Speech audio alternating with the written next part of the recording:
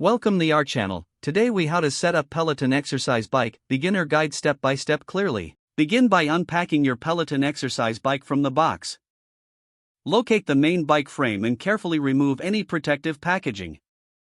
Position the bike in your desired workout space. Make sure there is enough room around the bike for safety and movement.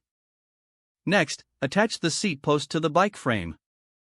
Insert the seat post into the designated tube and secure it tightly. Adjust the seat height according to your preference. To adjust, loosen the seat knob, slide it up or down, and tighten it back in place. Now, attach the handlebars to the frame.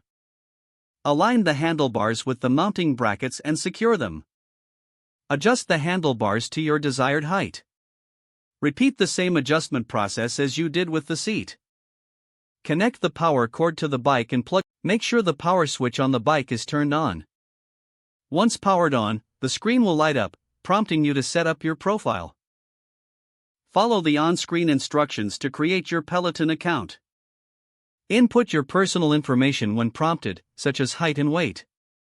Next, connect the bike to your Wi-Fi network. Select your network from the available list and enter the password. Once connected, explore the options on the touchscreen. Familiarize yourself with the different classes available on the platform.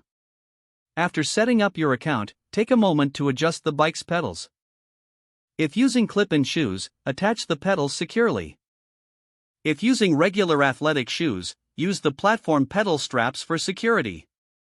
Finally, ensure that your bike is stable and secure before riding. You're now ready to start your workout on your new Peloton exercise bike.